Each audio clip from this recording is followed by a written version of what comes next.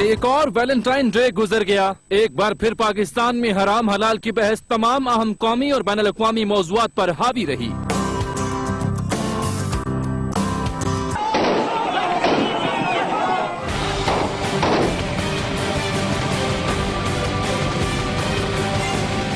آزاد کشمیر کے ضلع کوٹلی میں سیاسی کشیدگی بڑھ گئی. کاروبار بند. پیپلز پارٹی نے کارکن کی ہلاکت پر یوم سیاہ منایا. وزیر اعظم آزاد کشمیر چودھری عبدالمجید نے جان بوجھ کر اشتعال دلایا. قتل و غارت پر استعفیٰ دیں. آصف کرمانی کا مطالبہ. خورشید شاہ کو منصف مقرر کرتا ہوں. جو فیصلہ کریں گے تسلیم کریں گے. پرویز رشید کا قومی اسمبلی میں بیان.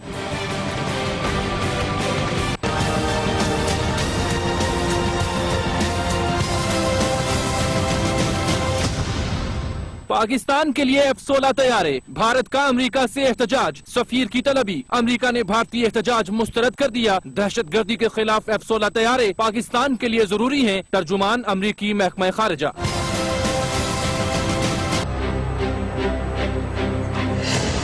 غیرت کے نام پر قتل جیسی غیر اسلامی روایات کو ختم کرنے کے لیے اقدامات کریں گے. وزیر اعظم کا عزم. شرمین عبید چنائی کی ملاقات. ڈاکومنٹری کا پریمیئر وزیر اعظم ہاؤس میں کروایا جائے گا.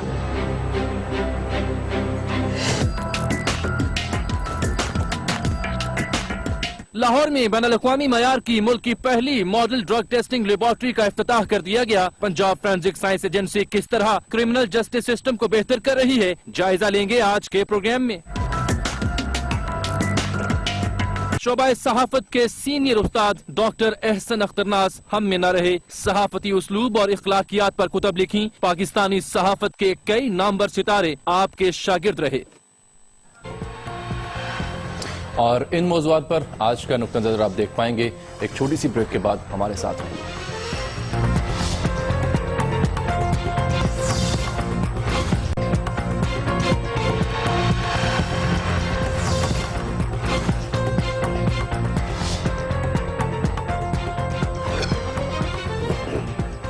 ویلکم بیک ناظرین. ایک اور ویلنٹائن ڈے گزرا ہے دنیا بھر کی طرح پاکستان میں بھی، اور ایک بار پھر حسب معمول حسب روایت پاکستان میں اس دن کی آمد کے موقع پر حلال اور حرام کی جو بحث ہے وہ ٹی وی چینل سے لے کے تمام پلیٹ فارمز پر ہمیں سننے کو اور دیکھنے کو ملتی رہی. شامی صاحب، بیلیٹڈ ہیپی ویلنٹائن ڈے کل گزر گیا.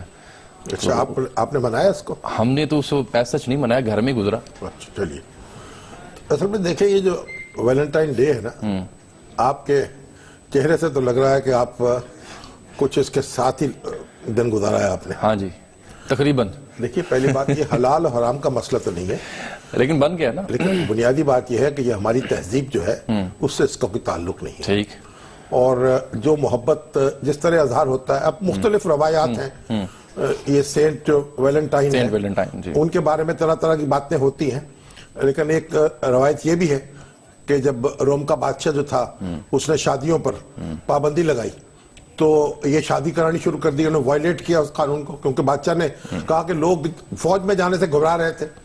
تو اب اس کی یاد میں پھر ان کو جیل میں ڈال دیا گیا. تو اس لیے بھی ان کی یاد منائی جاتی ہے. پھر دوسرے لوگ بعض دوسری کہانیاں بتاتے ہیں. لیکن بہرحال مغرب میں ایک محبت کا خاص مفہوم ہے، اس کی خاص آزادی ہے، اور اس میں یہ دن خاص کر و فر سے منایا جاتا ہے. پاکستان ایک اسلامک سوسائٹی ہے، مسلمانوں کا ملک ہے. ہمارے ہاں ایک حدود و قیود ہے. محبت جو ہے خاص یعنی اس میں پس منظر میں اور اس میں ہم اس کا لفظ استعمال کرتے ہیں. تو ہمارے ہاں ایکسپریشن لمیٹڈ اسکیل میں ہے. اب بعض لوگوں کا یہ خیال ہے کہ یہ ہماری تہذیب سے تعلق نہیں ہے، اس لیے ہمیں نہیں منانا چاہیے. ٹھیک. اور لیکن بعض لوگوں کا خیال ہے کہ اسے منانا چاہیے. تو میرا خیال ہے کہ جن لوگوں کا خیال ہے کہ اسے منانا چاہیے وہ منایا کریں، اور جو لوگ کہتے ہیں نہیں منانا چاہیے وہ نہ منایا کریں. لیکن جو لوگ منانا چاہتے ہیں ان کو چاہیے کہ اپنے گھروں میں منائیں. ٹھیک. اور اس کو پبلک فورمز پہ آ کر اور اس طرح کی حرکات نہ کریں کہ جس سے دوسروں کے جذبات مجروح ہوں. ٹھیک ہے. اور ابھی تو آپ دیکھیں کہ جو صدر مملکت نے جو سٹیٹمنٹ دی ہے، صدر مملکت نے بھی یہ بات کہی نا کہ بھئی اب یہ ہماری تہذیب سے اس کا کوئی تعلق نہیں ہے، اور نصیحت کے طور پر انہوں نے کہا کہ نہ منائے تو بہتر ہے آپ کے لیے. لیکن سر اس پہ اعتراض اگر آپ اجازت دیں، وہ یہ ہے کہ پاکستان میں تو اور بھی اقلیتیں رہتی ہیں نا، ہندو بھی ہیں، عیسائی بھی ہیں، مسیحی بھائی بھی ہیں، تو ان پر امپلیمنٹ ہوتا ہے نا. صدر تو پورے ملک کے صدر ہیں. پہلی بات تو یہ ہے کہ پاکستان میں مسیحی رہتے ہوں، ہندو رہتے ہوں، ہمارا اپنا ایک کلچر ہے اور ایک مشرقی کلچر ہے. ایک تو اسلامی کلچر ہے نا, ایک مشرقی کلچر ہے. اس میں بھی حیا کا وہی تصور موجود ہے جو مسلمانوں کے ہاں. تو اس لیے ویسٹ اور ایسٹ کا ایک خاص فرق ہے, اسے بھی ہمیں سامنے رکھنا چاہیے. دوسرے جو پاکستان کا جو دستور کہتا ہے کہ پاکستان ایک اسلامک سوسائٹی ہے اور یہاں حکومت کی ذمہ داری ہے کہ لوگوں کو اسلامی اصولوں کے مطابق زندگیاں گزارنے کے قابل بنائے. تو اس لیے صدر مملکت نے جو بات کی, بعض لوگوں نے اس پہ تنقید کی ہے. اب مجھے سمجھ نہیں آتا کہ ان بدتمیز لوگوں کو کیا حق ہے صدر پہ تنقید کرنے کا. اور ان کو صدر صاحب نے جو بات کہی ہے, ایک بڑے کو یہی بات کہنی چاہیے اور نصیحت کرنی چاہیے. اور انہوں نے یہ نہیں کہا کہ پولیس کو ڈنڈا لے کے پیچھے پڑ جائے. یہ کہا کہ بھئی آپ جیسے گھر میں آپ کے والدین آپ کو کرتے ہیں نا نصیحت کے, نماز پڑھ لیا کرو, سیر کیا کرو, اسی طریقے سے انہوں نے بھی وہ کر دیا.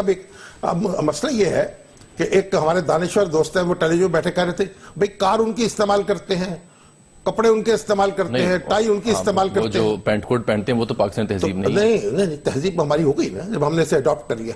تو ہمارا کوئی لباس تو ہمارے لیے مقرر نہیں کیا گیا. تو میں نے کہا اگر یہی منطق مان لی جائے تو پھر تو کہنا چاہیے کہ سور کا گوشت بھی کھاؤ بھی, کیونکہ ہم سور کیوں نہیں کھاتے ہو. تو سور ہم یعنی مطلب مغرب سے ہم ہر چیز یعنی اس کو قبول کرنے کے تو پابند نہیں ہے نا. اور سنیے, ایک ستارہ کیمیکل انڈسٹریز نے ایک اشتہار دیا اخبار میں جس میں جو بے حیائی پھیلانے والے ہیں ویلنٹائن ڈے پر ان کو تنبیہ کی گئی, اور قرآن کی آیت بھی سنائی گئی کہ بے شک جو لوگ اس بات کو پسند کرتے ہیں کہ مسلمانوں میں بے حیائی پھیلے, دنیا اور آخرت میں ان کے لیے دردناک عذاب ہے. یہ سورہ نور ہے.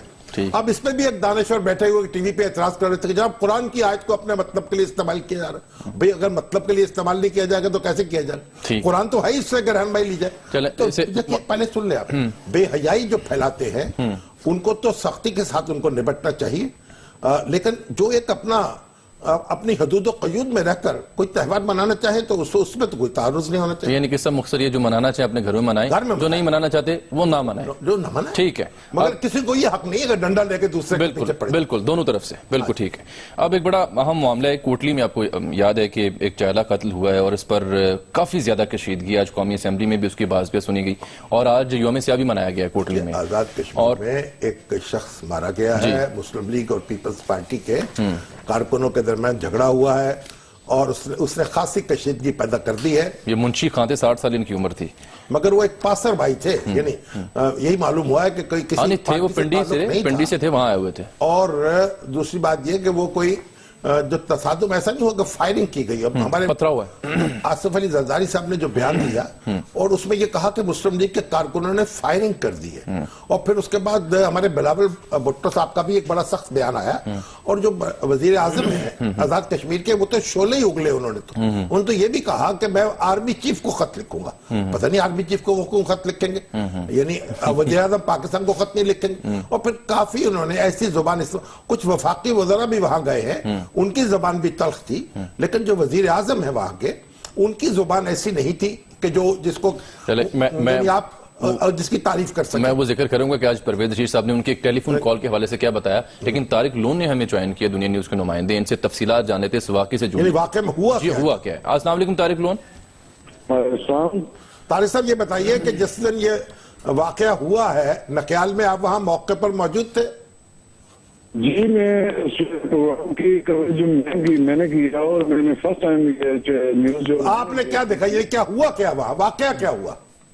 واقعہ یہ ہے جی کہ پاکستان پیپلز پارٹی کی ورکر کنونشن کی ریلی تھی, اور وہ جو جس ایریا میں یہ واقعہ ہوا ہے اور جو سیکشن تھی جو ڈومینیٹڈ ایریا ہے, جو سردار سکندر یاد خان کی جو نجی مارکیٹیں ہیں ان کی اور ان کی فیملی کی کمرشل ایریا, وہاں پہ یہ واقعہ رونما ہوا. یعنی یہ جو ریلی جو پیپلز پارٹی کی ہے ان مارکیٹوں میں سے گزر رہی تھی؟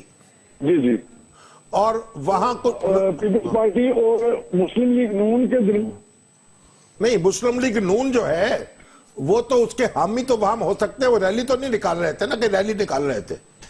میں گزارش کروں کہ پاکستان پیپلز پارٹی کی ریلی وہاں سے گزر رہی تھی, مسلم لیگ نون کے جو لوگ تھے وہ اپنی اس مارکیٹوں میں وہ کاروبار کرتے ہیں, کمرشل ایریا ہے اس میں کاروبار کرتے ہیں. جب ریلی وہاں سے گزری تو ریلی میں لوگوں نے سکندر یاد خان کے خلاف جو ہے نازیبا الفاظ استعمال کیے اور انتہائی غلیظ زبان استعمال کی. اس کی ایک وجہ یہ تھی کہ انتظامیہ کی اور پولیس کی اشید بات انہیں حاصل تھی اور وہ سمجھ رہے تھے کہ آج انہوں نے یہ فتح پور چکیالہ کو فتح کر لینا ہے، تو وہ بہت اگریسو نعرے بازی کر رہے تھے، جس پر نون لیگ کے جو حامی لوگ تھے وہ اکٹھے ہو کر باہر آ گئے، اپنی دکانیں چھوڑ کے باہر آ گئے، جس پر اشتعال پھیل گیا۔ اشتعال پھیلنا تھا کہ نون لیگ اور پاکستان پیپلز پارٹی کے ورکر کے درمیان جو مین لائن تھی وہ بریک ہو گئی۔ اس نام میں پولیس نے آؤ دیکھا نہ تاؤ دیکھا، دونوں گروپوں پر قابو پانے کے لیے انہوں نے لاٹھی چارج اور ہوائی فائرنگ اور شیلنگ کا آغاز کر دیا۔ اب جب ایک اگریسو پھر تو فوج بھی طلب کرنا پڑ گئی نا۔ ٹھیک، اچھا اب جو دوسری ڈیفینسو پارٹی تھی، تو جب انہوں نے دیکھا کہ پولیس ان کو بغیر ٹارگٹ کیے سب کو ماری ہے، تو انہوں نے پتھراؤ شروع کر دیا۔ جب پتھراؤ ہوا تو اس پتھراؤ کے نتیجے میں بے شمار لوگ زخمی بھی ہوئے۔ میں آپ کو ایک خاص بتاؤں کہ جس جگہ یہ واقعہ ہوا ہے وہاں سے 200 میٹر دور سردار سکندر یاد خان کا گھر ہے، اور وہاں سے جس جگہ جلسہ منعقد ہونا تھا ڈگری کالج گراؤنڈ میں، وہ تقریباً 400-500 میٹر دور جگہ ہے، اور جہاں پہ اس آدمی کی ڈیتھ ہوئی ہے، یہ منشی خان نام سے بتایا جا رہا ہے، یہ اس کی ڈیتھ تقریباً 700 میٹر دور ہوئی ہے۔ وہ جو ہاسپٹل یا جو مزار ہے فتح محمد کریلوی خان صاحب کا، وہاں اس کے قریب ڈیتھ ہوئی ہے۔ اب پولیس نے جو ٹیئر گیس استعمال کی ہے وہ اس کی ویلیڈیٹی ختم ہو چکی تھی، وہ اپنی جو اس کی ہوتی ہے خاص حد ہوتی ہے، خاص ڈیٹ ہوتی ہے، یعنی میعاد ختم ہو چکی تھی۔ لیکن آپ یہ بتائیے کہ وہ جو شخص جس کا انتقال ہوا ہے اسے پتھر لگا ہے یا دل کا دورہ پڑا ہے یا آنسو گیس کی وجہ سے دم گھٹ گیا، کیا وجہ ہے اس کی؟ میرے جو پرسنل ذرائع ہیں جو ہاسپٹل کے، انہوں نے یہ بتایا ہے کہ جب یہ باڈی لائی گئی ہے ہاسپٹل میں تو اس کی جسم پر اس کی انٹرنل بلیڈنگ، اس کو انہوں نے cause of death internal bleeding انہوں نے بتایا ہے، اور اس باڈی پہ ایسا کوئی زخم نہیں ہے جس کو ہم یہ کہہ سکیں کہ وہ پتھر لگنے سے ہوا ہے، گولی لگنے سے ہوا ہے، یا اس کو کوئی ٹارچر کیا گیا ہے۔ اچھا، پوسٹ مارٹم رپورٹ آ گئی ہے کیا؟ پوسٹ مارٹم رپورٹ فارمک لیبارٹری لاہور بھیجی گئی ہے، میرا خیال ہے وہ بہت جلد آ جائے گی۔ ٹھیک، طارق لون بہت شکریہ۔ شام صاحب، یہ بھی ان ممکن ہے کہ انٹرنل بلیڈنگ ہوئی انہیں، یعنی کوئی نہیں، دیکھیں نا، پہلی بات سن لیجیے نا، یہ واقعہ ایک کلیئر ہونا چاہیے کہ جس سے یہ ریلی جہاں گزر رہی تھی اپنے کنونشن میں جانے کے لیے، وہ ایک بازار ہے اور بازار گڑھ ہے مسلم لیگ نون کا، اور یعنی سردار سکندر حیات اور ان کی فیملی کی پراپرٹی ہے، اور بہت زیادہ بڑی تعداد میں ان کے رشتہ دار بھی وہیں رہتے ہیں۔ جب وہاں سے گزرے اور اشتعال انگیز نعرے لگائے اور غلیظ زبان استعمال کی سردار سکندر حیات پر، تو پھر تصادم ہوا، اور جب تصادم ہوا تو فائرنگ نہیں ہوئی اور پتھر لگے ہیں، یا کسی کو آنسو گیس سے دم گھٹ گیا ہے، یا کسی ہجوم تلے کچلا گیا ہے، دیکھیں نا۔ اور یہ جو شخص جس کا انتقال ہوا ہے منشی خان کا، گویا وہ کسی فریق کی فائرنگ سے قتل نہیں ہوا، ایک بات۔ دوسری بات، وہ کسی پارٹی کا کارکن نہیں ہے۔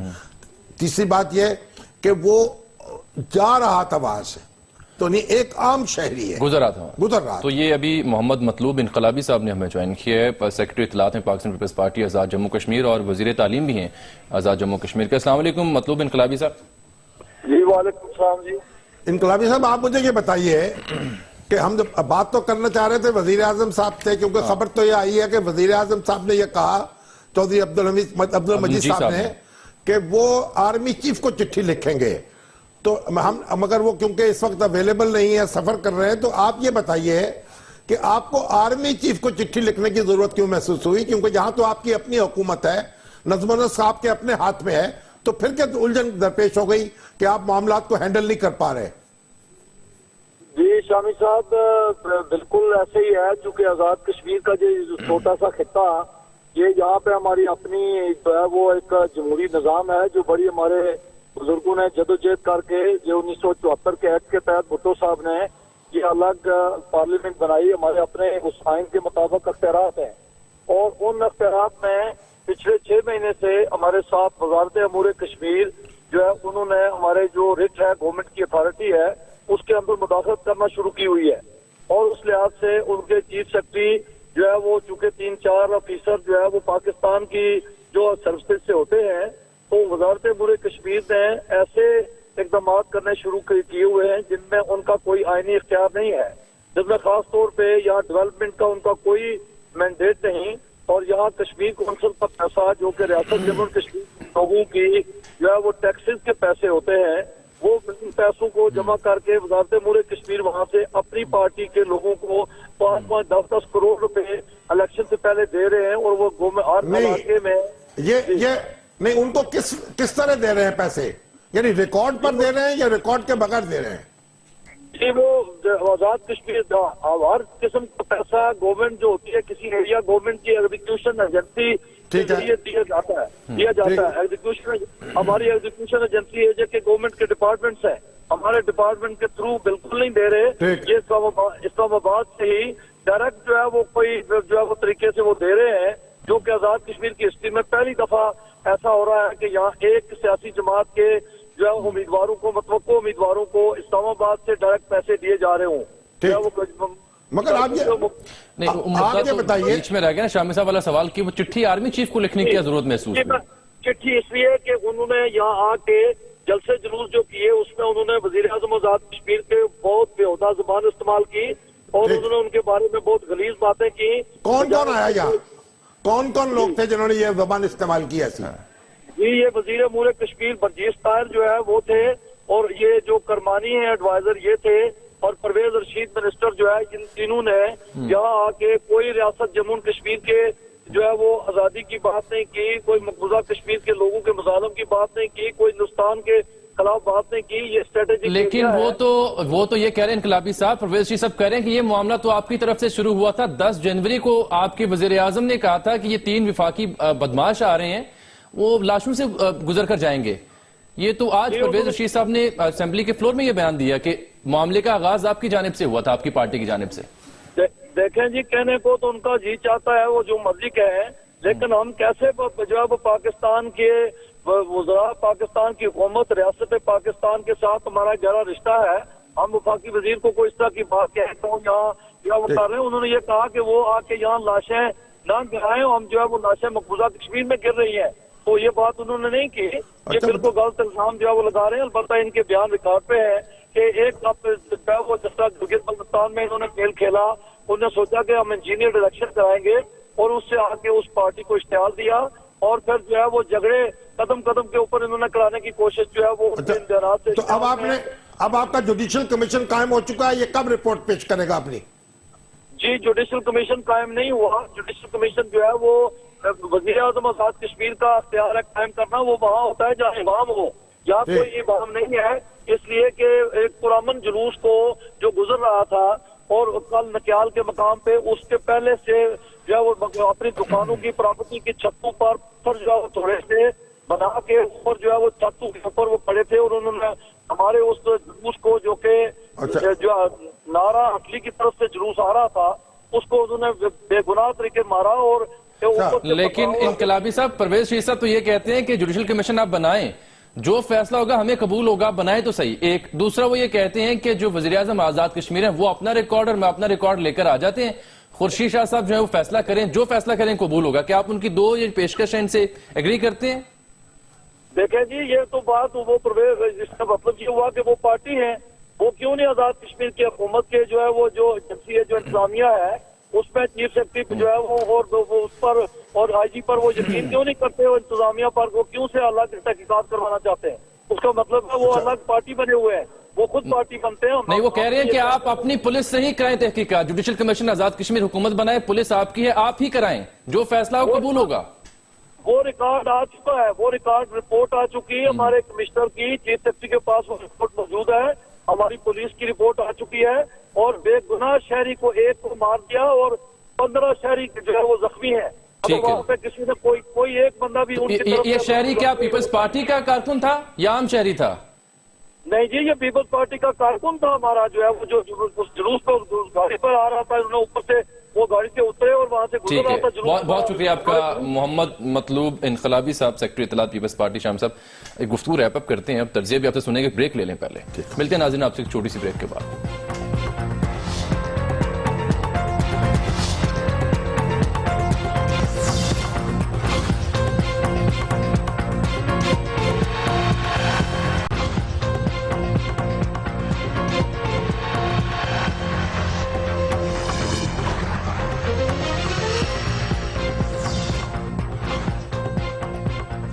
بلکہ ناظرین شاہم صاحب، یہ مطلوب انقلابی صاحب سے جو گفتگو اس سے لگ ہو رہا ہے کہ جیسے وہ پہلے سے فیصلہ سنا چکے ہیں کہ یہ ہوا ہے، جوڈیشل کمیشن کی ضرورت نہیں ہے. پہلے بات یہ ہے کہ یہ جو دونوں جماعتیں ہیں نا، وہاں کی اپوزیشن اور گورنمنٹ، ان کو مل کر یہ طے کرنا چاہیے تھا کہ ایک انٹرم گورنمنٹ قائم ہو الیکشن کے لیے، ٹھیک ہے، جیسے پاکستان میں قائم ہوتی ہے. بالکل. اور صوبوں میں بھی، وفاق میں بھی.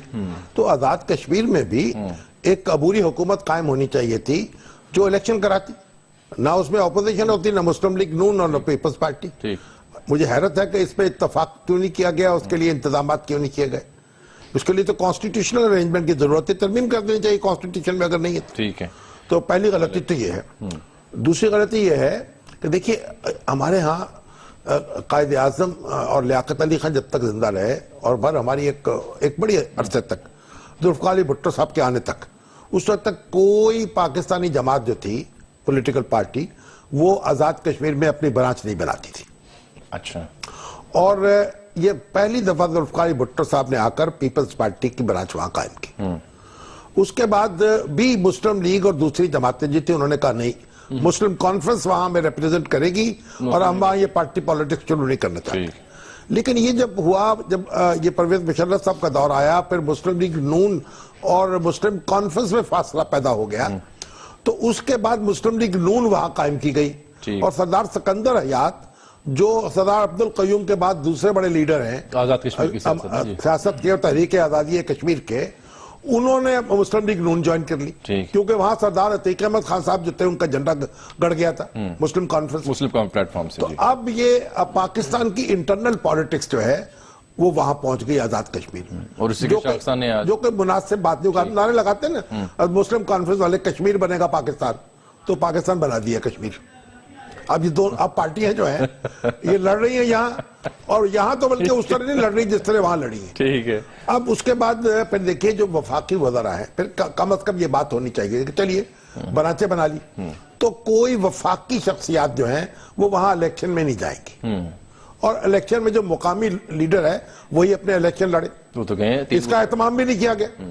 اب نتیجے میں اب یہ جو جتم پیزار ہوئی ہے، اب اس کے بعد جو چودھری عبدالمجید صاحب ہیں، ان کا جو لہجہ ہوتا ہے یا ان کی گفتگو ہوتی ہے، وہ بھی کوئی قابل تعریف نہیں ہے. وہ پرویز شیر صاحب آج آن دی فلور آف دی اسمبلی بتا رہے تھے کہ ایک دفعہ رات کو پچھلے پہر ان کا فون آیا، چوہدری صاحب کا جو آزاد کشمیر کے وزیر اعظم ہے، کہنے لگا جی بہت لیٹ فون تھا، تو ان کے لب و لہجے سے لگ رہا تھا کہ سارا دن بہت کام کیا اور بہت تھک گئے ہیں.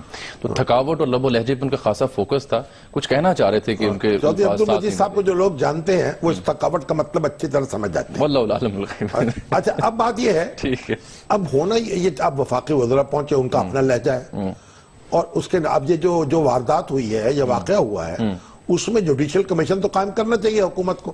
اب وہ کہہ رہے نہیں جی ہمیں ضرورت نہیں ہے اس کے قائم کرنے. کہہ رہے ہیں جی بات تو صاف ہے. مطلب اس کی تفصیلات جو ہیں اس میں جائیں، جو ہمارے نمائندے جو ہیں انہوں نے بھی بیان کی ہیں. تو پھر اس میں پیپلز پارٹی نے جو واویلا کیا ہے نا، اس واویلے کی گنجائش ذرا کم ہو جاتی ہے، اس کی پکڑ بھی ہو سکتی ہے. تو اسے ہونا تو اصولی بات تو یہی ہے. بالکل ٹھیک کہ یہ جماعتیں جو ہیں یہ آپس میں کوئی ضابطہ اخلاق طے کر لیں. ابھی کئی ماہ پڑے ہیں الیکشن میں، کوئی ضابطہ اخلاق طے کر لیں تاکہ مزید اس طرح کی وارداتیں نہ ہوں، اور ابھی جو معاملات ہیں ان کو سنبھالیں. اور اب یہ خورشید شاہ صاحب اگر وہ کام کر سکتے ہیں یک رکنی کمیشن کا تو وہ کر لیں.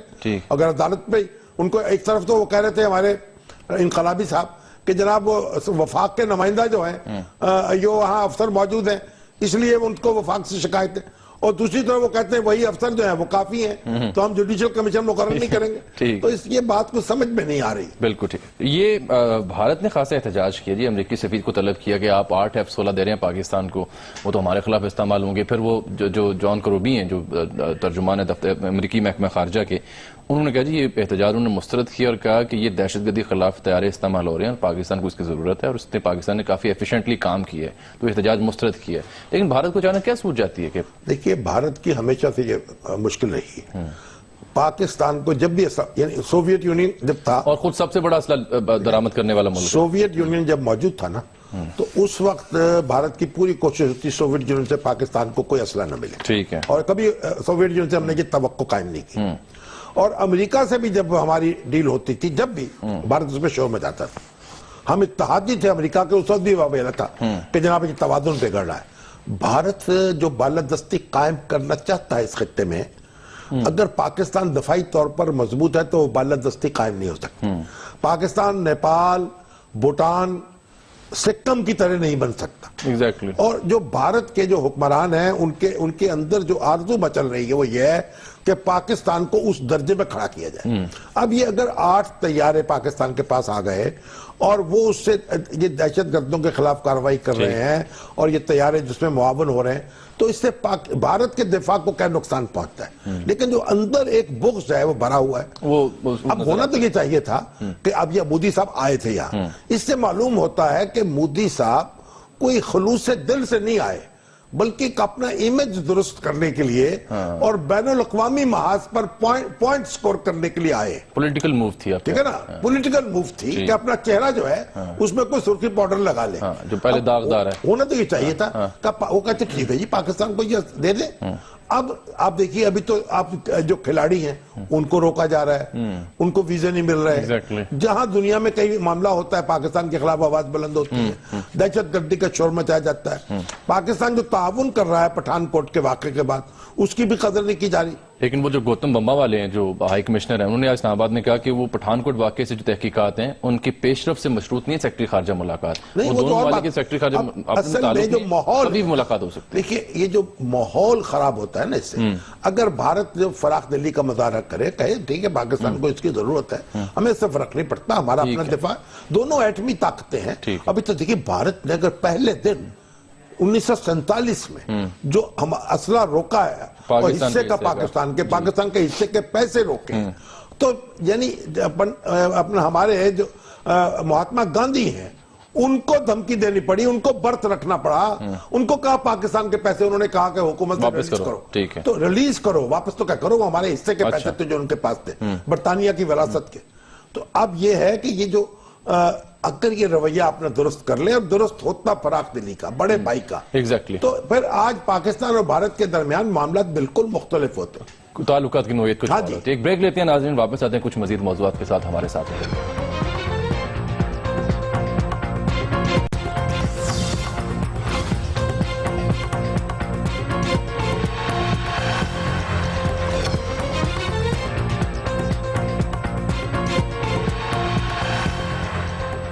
वेलकम बैक नाज़रीन। शाम साहब, being a student of media studies और सहाफ़ी के तौर पर भी मैंने पिछले 7 साल में, आप तो उस्ताद भी हैं हाँ जी, कह सकते हैं, तो मैंने जो कंसिस्टेंटली जिस प्रोग्राम को सबसे कामयाब और मौसर देखा है, जो अवाम उन्नास में डिस्कस भी होता है, रेटिंग भी लेता है और अपना मकाम और वकार उसने कायम रखा है, वो हस्बे हाल है। यानी एक मज़ा भी है, एक वकार के साथ, यानी पॉलिटिकल साइड विद रिस्पांसिबिलिटी, पैर सकात से नहीं गिरते, बिल्कुल नहीं गिरते हैं कभी भी। मैंने पैगाम देते हैं, बिल्कुल देते हैं, और मतलब हर जगह डिस्कस हो, और अब उसका एक नया रंग जो है, नया रूप भरा है उन्होंने, नया रूप उसका सामने आया और देखने को हमें मिला है। उसकी झलकियां भी आप देख रहे हैं और आप रिपीट पे भी देख चुके हैं प्रोग्राम। तो सुहेल अहमद साहब जो रूरवा हैं इस प्रोग्राम के, वो हमारे साथ मौजूद हैं, अल मारूफ अजीजी।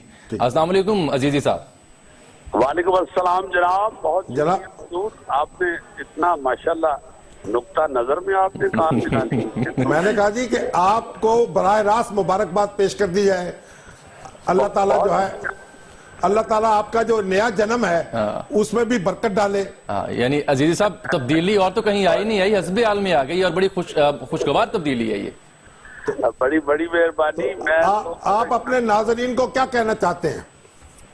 जी मैं जो आपने फरमा दिया शामी साहब, हम सब लोग तो आपके पीछे पीछे हैं। आपको भी मुबारक है इस प्रोग्राम की, क्योंकि ये आपके ही जेरे साया हो रहा होता है।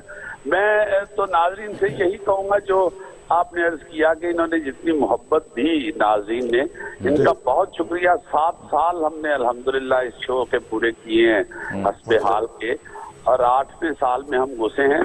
बस इतना अर्ज करूंगा कि ये मोहब्बतें और दुआएं जारी रहनी चाहिए। बिल्कुल ठीक, अल्लाह ताला आपको मुबारक करे और आपको हजारों साल जो है आप सलामत रहें और इसी तरह आप मुस्कुराते बखेरते रहें।